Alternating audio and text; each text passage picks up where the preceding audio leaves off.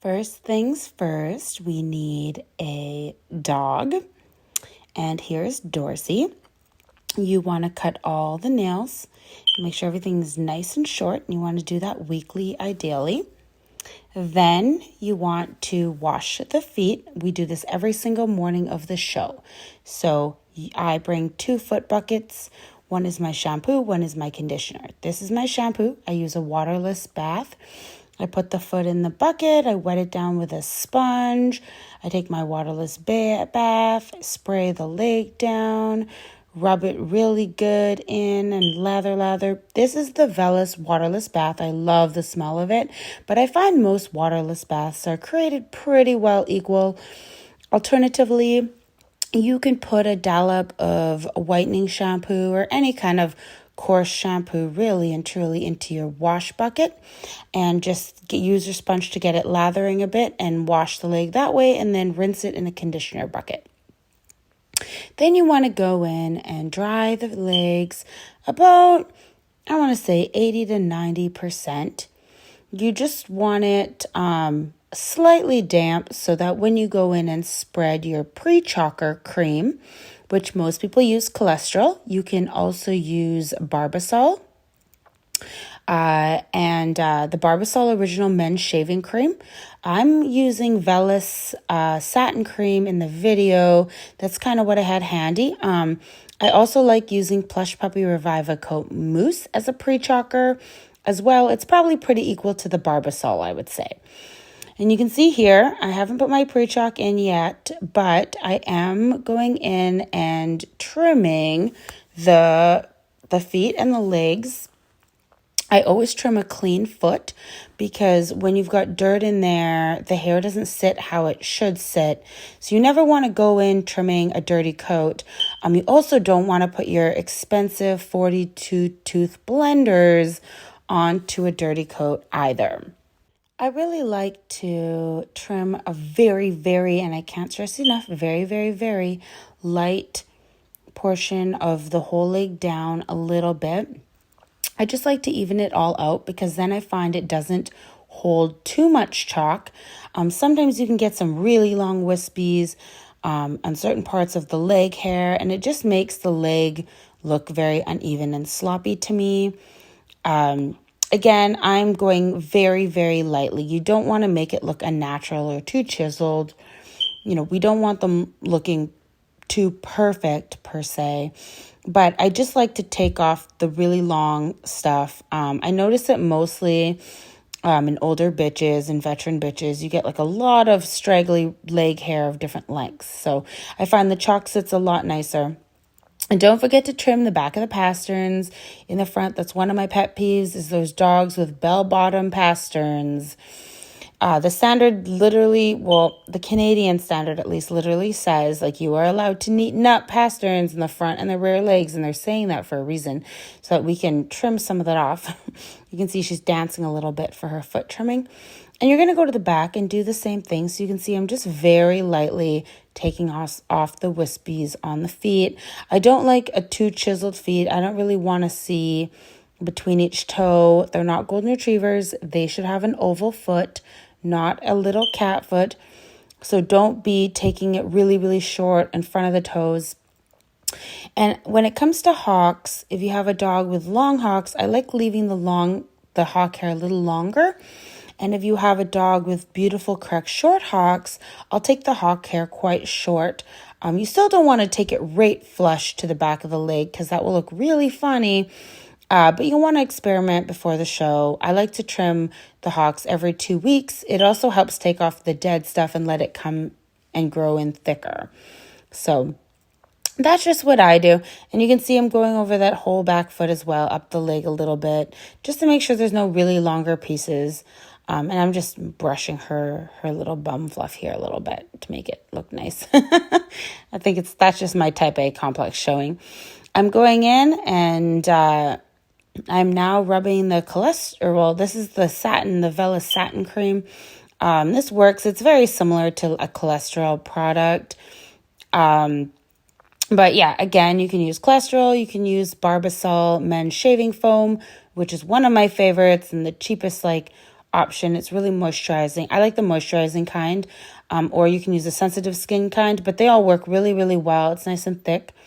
Or the Plush Puppy Revive-A-Coat. You can also, some people like to use a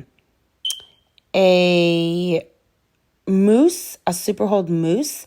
I just find it's really drying, and the reason why we use cholesterol is to kind of prevent drying by giving a nice moisturizing base to protect the coat before we put the chalk in, which is quite drying. If you think about it, chalk is kind of like them having a dirty coat. So when they pick up dust and dirt, it's really similar to them having chalk in their coat. And dust and dirt does break coat. And that's a big thing. If you're trying to grow coat, your dog needs to always, always, always be clean. So when you're putting this chalk in, you're basically applying like a sort of, obviously it's not dirt, but it's kind of dirt. And it'll break the coat in the same way if there's not a moisturizing base. And that's why I like to hit the coat with moisture and comb it all in with a slicker before putting my chalk in. You'll notice when I put my pre-chalk in as well that I took the slicker, and I have a little slicker by Chris Christensen that I've assigned as my chalk slicker. It's a little tiny foot slicker. And I always put my cholesterol in, then use a slicker and comb the cholesterol into the legs evenly everywhere and really get it dispersed. You don't want any clumps of cholesterol product left anywhere because that'll make the chalk also stick to the leg in a clumpy formation, and that's just really unattractive. You really don't want that. And you can see I'm really working the chalk down deep. You want that chalk to go really, really deep down to the root. I'm not doing in this video because it'll block your view, but a lot of the times I actually like to lift the foot off of the ground and really tap the chalk down into the root. And you can see I'm not being super stingy. You don't have to use a lot, but don't go in too stingy either. You want to really put the chalk on there. And you'll see now I've got so after I put the chalk in, I generally actually take my little slicker brush and I will go over the legs again. I forgot to do that in this video, but I'll do that just to get the chalk to fall as deep as I can close to the skin, and to kind of be very, very evenly distributed around the leg and the hair. I'm going in here. I'm letting my chalk sit for a little while, and then as you can see, I'm going in here and I'm just spraying. I'm pretending that she's going to be in the ring just to show you what I would do on a normal show day. So I just sprayed I sprayed some brushing spray in, but I usually do water at a show because I've already put Bodify or whatever products in, and I just want to re-wet the product. And then I'm going to blow it all out and blow it up just to give that coat a nice new lift. And you can see I've just blown the chalked areas that I've chalked on the legs with my dryer. I did it from far away, and I just did it to knock off all the excess product that might fall out. So anything that's not connected to chalk holder, I've kind of lightly blown out from a distance. I held my dryer far away again from that leg, and then I went in and used a slicker and brush it up, and you can now see the difference. And what I would do to finish that off, actually, I'm now washing it in the video, but what I would do at a show to finish that off is I would take a flexible holding spray and I would spray the legs down, and that would just hold the chalk in the leg. I like to spray the bottom of the foot as well. It gives it a little bit of a tacky gripped feeling, as well as allows the chalk not to leave footprints everywhere. So that's key. You want to make sure that you make sure that chalk stays in. I also like to bring baby wipes in my ringside tack box so I can wipe off the bottoms of their feet if I need to, if I notice too much white footprints, because that's not ideal. We don't want that. After you chalk, if you brush the chalk out with your slicker like this and you notice any clumps or anything like that, you can go in and add a little more chalk to those areas after you've brushed them out, and that should help dispense some of the wet, kind of muddy areas where you put too much pre-chalk. And as you can see here is one chalk leg that's also been washed and one that hasn't. It's very important after you chalk your dog to always, always wash it out Again, chalk kind of acts like a bit of a dirt, so you don't want to leave that in your dog's coat. So I just go in with my foot bucket again and some warm water, if I can get my hands on warm water at the show, and I use a sponge and I wet the leg. I add in my either waterless bath, or you can have some shampoo in your bucket. Only use a little bit because we're not going to rinse it really well. I just get that leg nice and cleaned out as you're watching now.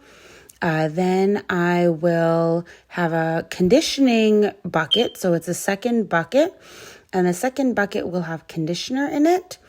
With the water, it'll have like a little dollop in it, and I'll go and then grab the new bucket with a separate spong and put in a conditioning.